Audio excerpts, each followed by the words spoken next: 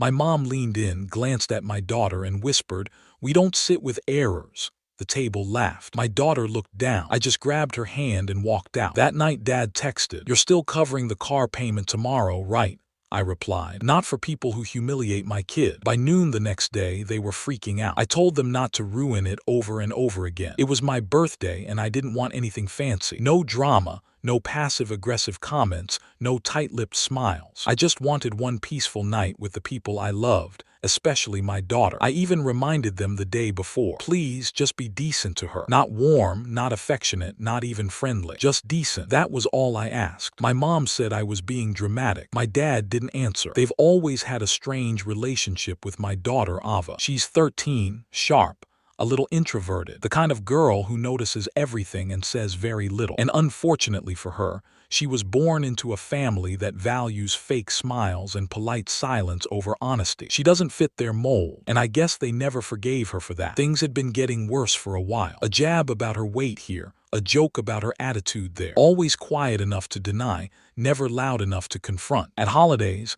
they'd forget her favorite foods. At birthdays, they give her passive-aggressive gifts like a self-help book for teen girls with big feelings. Once my mom told her not to wear yellow because not every color flatters everyone, sweetie. I said something, then got told I was too sensitive. Still, I invited them to my birthday dinner. Habit maybe, or hope. Or because after all these years, I still thought maybe they'd surprise me. That maybe if I begged hard enough, warned them clearly enough, they'd act like normal loving grandparents for one damn night. We booked a restaurant. Nothing extravagant. Just a quiet little Italian place Ava liked because of the string lights and big windows. I told her she could pick the venue. She smiled. She even wore the blouse my mom gave her last Christmas. I hadn't seen her wear it before. Maybe she thought it would help. Everyone arrived on time. My husband, a few close friends, some cousins. The vibe was light. My mom showed up in a dress she wore to every occasion like it was her personal uniform for being seen. My dad looked bored within 5 minutes, already half scrolling through his phone. But Ava sat beside me, quiet, polite, trying. For a while, it felt normal. We ordered, laughed, even joked around. I started to relax. Maybe I'd been too tense, too defensive. Maybe this time really would be different. Then dessert came. Tiramisu, AA's favorite. Someone made a joke about parenting. I don't even remember what it was. And Ava, in that straightforward teenage tone, said, "I don't think I want kids when I grow up." It wasn't rude, just honest. And honestly, not a big deal. A few people laughed. Even I smiled. But my mom snapped her head toward Ava and fixed her with a hard stare. She slowly leaned across the table and whispered something I couldn't hear. I watched Ava blink, then drop her gaze. Her fingers tightened around her spoon. I leaned over and asked what she'd said. My mom shrugged, took a sip of her wine, and said loudly enough for everyone to hear, "We don't sit with mistakes." The table went silent. Then, unbelievably, someone laughed. One of my cousins, maybe nervous, maybe clueless, I'm not sure. Ava didn't move. She stared at her lap like she wanted to disappear. I didn't argue. I stood up, took her hand, and we walked out. No shouting, no scene, just silence and every head at the table turning to watch us leave. We didn't even take the cake. That night my phone wouldn't stop buzzing. Apologies from friends, messages from relatives. One cousin texted, "I can't believe she said that." Another wrote, "Ava didn't deserve that, I'm sorry." But my mom said nothing. My dad said nothing until 10:12 p.m. "You're still covering the car payment tomorrow, right?" That was it. No mention of what happened. No mention of Ava. I stared at the message for a full minute, then typed back, "Not for people who humiliate my child." There was no reply. By morning, I had 7 missed calls from my dad and 2 from my mom. By noon, they were calling my husband, my sister, even my workplace. Suddenly, it wasn't about Ava anymore. It was about panic. And for the first time, I started to see everything clearly. For years, I told myself I was keeping the peace, that I was balancing 2 worlds, protecting Ava while staying loyal to the people who raised me. But they weren't really my family anymore, and they had never truly accepted her. That day, something shifted. They just didn't realize it yet. The first thing I noticed after cutting them off financially was how quickly panic appears when entitlement loses its safety net. They didn't call to ask how Ava was doing. They didn't ask if she was okay after that night. They didn't even pretend to care. Every call was about logistics, confusion, urgency. My dad left a voicemail saying there had to be a mistake with the payment. My mom followed with a text about how banks don't like delays and how stressful this was for them. Nothing about the words that hurt my child. They've never handled the word no well.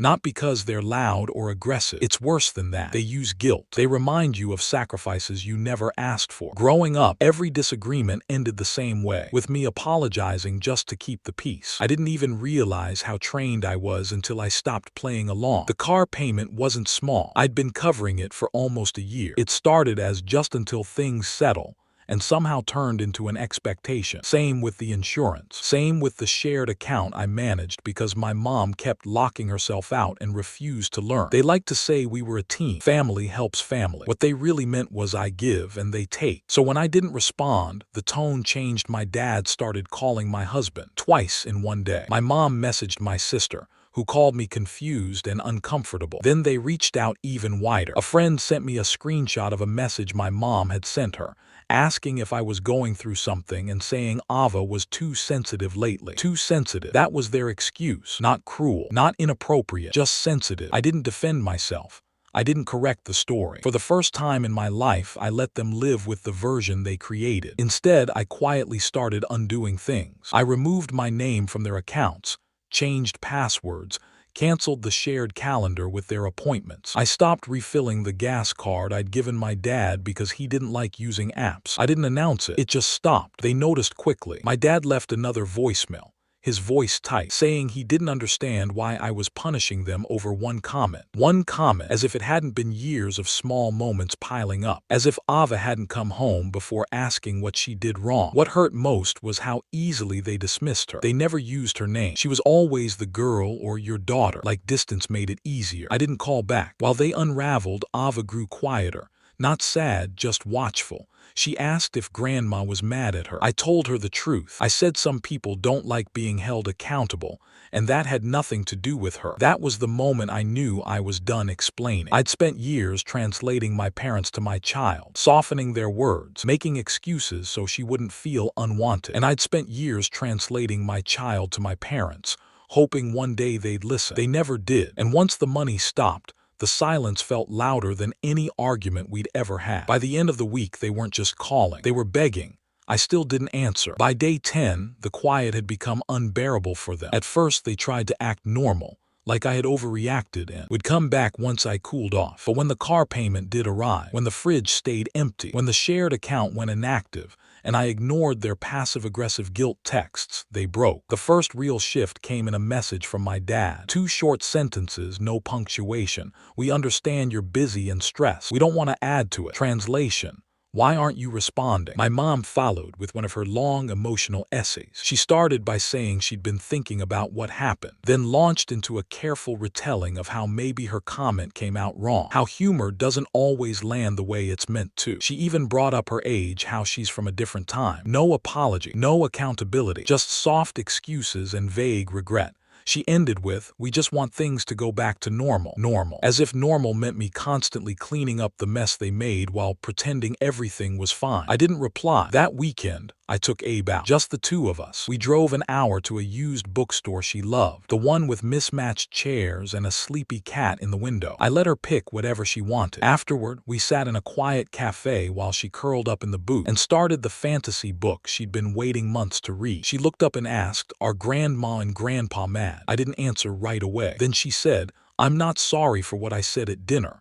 I wasn't being rude. I just said how I felt." I told her I knew and that she never needed to apologize for being honest. Before we left, she asked one more thing. "Do I have to see them again?" That one was harder. I told her not unless they change. She nodded like she already knew but needed to hear it from me. When we got home, I had 3 missed calls and 2 voicemails. My dad's was short and frantic.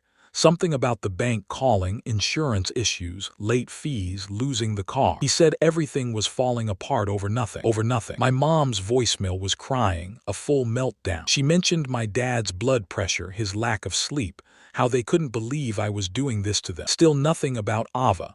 Not one word. That's when I knew they weren't upset about what they'd done. They were upset it had consequences. They missed the comfort of knowing I'd always step in at the last minute, pay the bill, fix the mess, smooth things over and pretend we were still a family. That was gone now, and they were scrambling. They tried different angles. My sister called to say they weren't doing well. A cousin checked on me and casually mentioned how hard this must be for my mom. My mom, The one who humiliated my daughter in public laughed and doubled down. Everyone kept acting like it was complicated. It was. A grown woman looked a 13-year-old girl in the eye and called her a mistake in front of a room full of people. That's not something you fix with old photos or nostalgia. I didn't reply to anyone. I stayed quiet and focused on Eva. I started rethinking everything.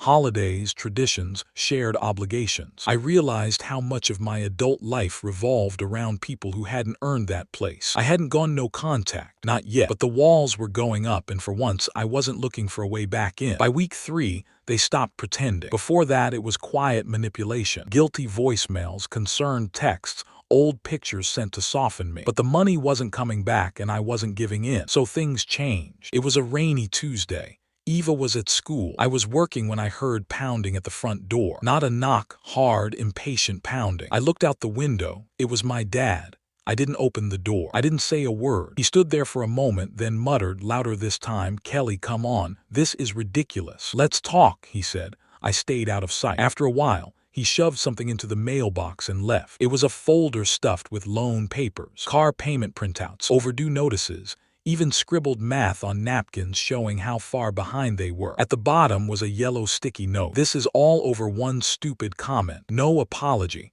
No understanding. Just panic pretending to be confusion." I didn't respond. 2 days later, I learned they'd done something worse. They called Ava. My mom used her old phone, a number I'd forgotten Ava still had. I didn't know until Ava knocked on my bedroom door that night. She looked strangely calm. "Grandma called me," she said. I asked what she said. Ava told me Grandma said she missed her, that families forgive each other, that she didn't mean to hurt anyone's feelings. Then she invited Ava over next weekend. My stomach dropped. I asked if she said yes. Ava shook her head. She told her she had homework and blocked the number on her own. That was it for me.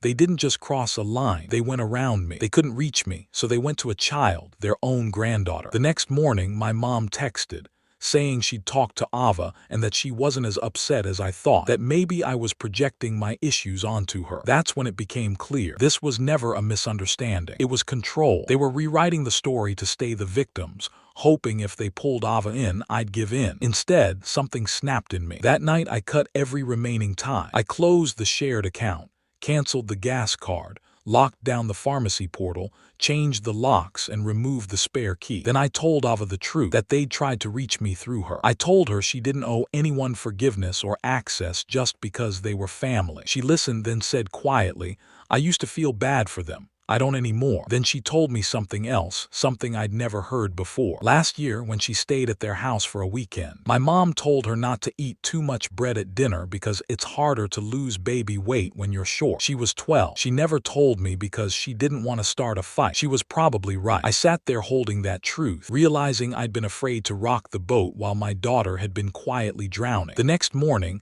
I sent one final message, a group text to both of them. "If you want to be in Ava's life, you talk to me. You apologize to her properly, not excuses. A real apology. Otherwise, don't contact either of us again." 2 days later, my mom replied. They said they wouldn't be manipulated into apologizing for something they didn't do. They claimed they loved Ava but wouldn't grovel just because I was emotional. That was it. No accountability. No intent to change.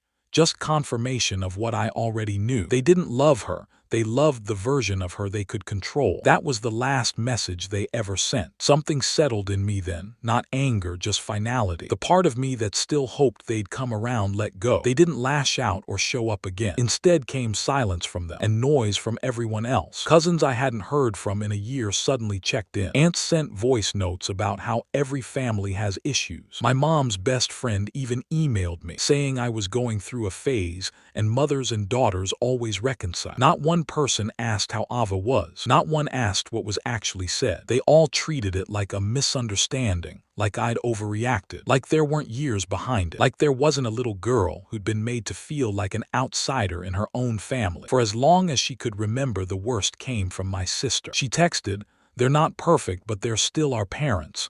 Maybe just talk to them for AA's sake." That's when I realized how warped this had become. Everyone cared about them, their image, their holidays, completely ignoring Ava. She wasn't collateral. She was the center. Something started changing in her, slowly, quietly. She came out of her room more, answered questions, left her sketchbook out. One afternoon, I found a drawing us on a park bench laughing, while a table of people with no faces had a speech bubble. We don't sit with mistakes, but we were facing away. She was walking away from it, rewriting it. That week, I learned my mom had tried to refill a prescription but couldn't, saying, "My daughter's taking space." She even tried a charity to pull me back in. They were losing control. Meanwhile, Ava was blooming, joining the art club, baking, laughing fully again. She never asked about apologies or going back. She just waited. I sent one last message. Ava is willing to meet with you once if you're ready to have a real conversation and apologize face to face. 2 days later, my mom replied, "We'll think about it, but only if you don't make a scene." That sealed it. No accountability,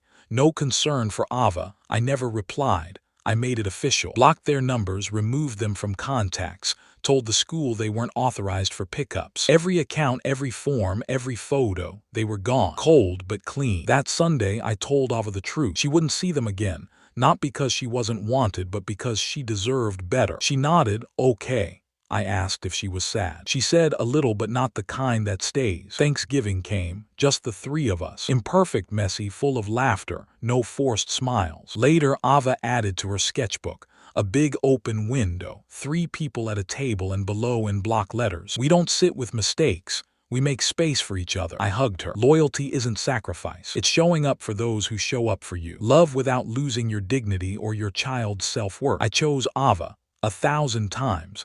We don't sit with mistakes. We leave the table and build our own.